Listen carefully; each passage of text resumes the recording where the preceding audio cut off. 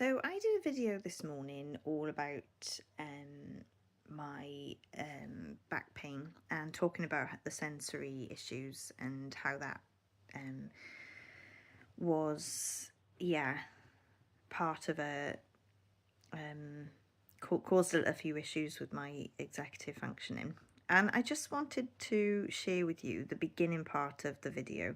Now, I have shared it already, but what I did was I actually broke it down because I think of myself a little bit like an aspiring psychologist because I analyze things that I do, things that other people do sometimes, and I basically try to understand it from a psychology perspective. And one of the things that I've found out about autism is about executive functioning, and I've never really videoed myself before.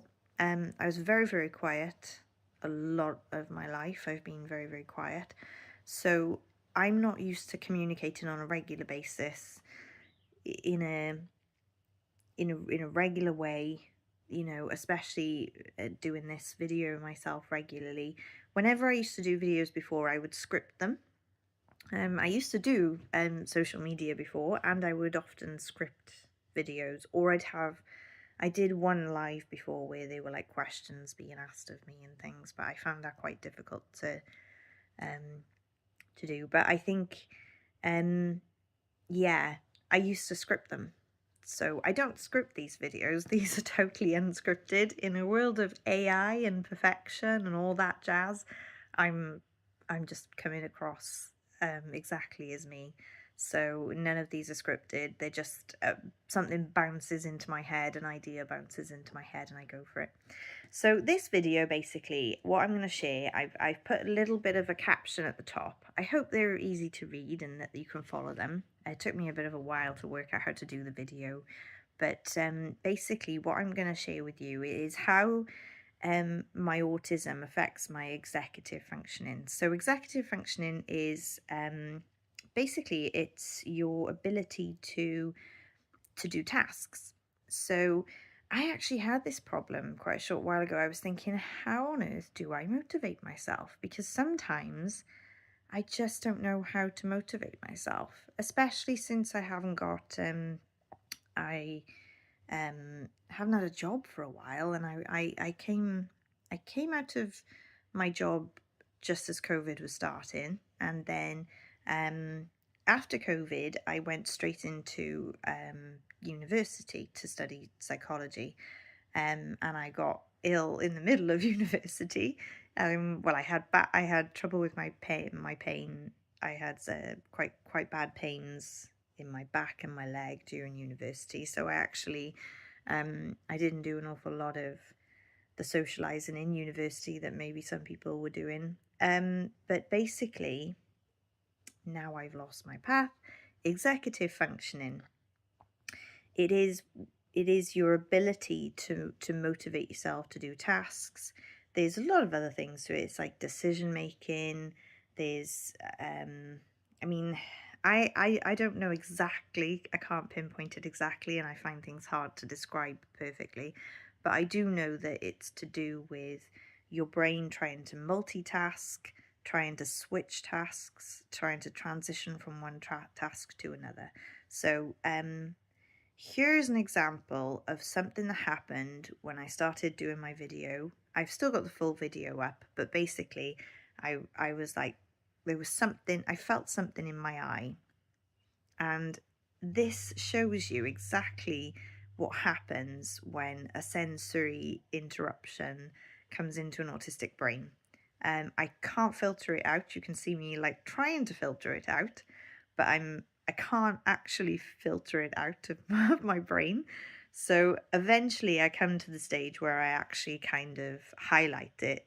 It's almost like I tell my brain, oh, look, this is probably nothing. And then I continue with the video. And if you watch the full video, you'll see that I start to kind of get a little bit easier with my talking and everything starts to smooth out. But yeah, I wanted to share this with you because it's really, really interesting. I found it fascinating, and I'm watching myself. So if I find it fascinating, I'm quite curious as to what you think of it. But yeah, this is real-time, live example of what executive functioning difficulties can do and why they affect us.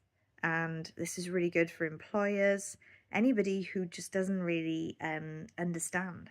Sometimes sensory things are coming in that are affecting us that maybe you don't really notice, and we're trying to process these sensory things and we're having difficulty to kind of do the task. Yeah, anyway, I will play the video now. So I want to talk to you a little bit about how getting an injury has affected me and being social, and what that's done for me and made me realize about myself. So I about 2 years ago, I was already getting the odd bit of pain every now and again when I'd hurt. Maybe I'd sleep on a different bed or something like that, or I'd go on holiday and I'd start to get like pain in my back the next morning, and you know, things like that. And one day I was just kind of just doing my normal day-to-day activities, and then I went to bed, and in the middle of the night I kind of turned my leg to kind of just move in a different direction, and my my knee just had this really sharp kind of feeling in the back of the knee, and I couldn't move it without pain. So I wondered what was going on. And then what happened was that the next morning I woke up and it was like really painful to move it. It was really kind of stiff. The knee was stiff and it was quite hard to put weight on top of it. So I was really confused because it just seemed to come out of nowhere. I'd been having back pains. Sorry, I feel like I've got something in my eye. This is probably another sensory thing. Sometimes I feel like I've got things on my skin or in my eye, but maybe it's nothing. Usually it is nothing.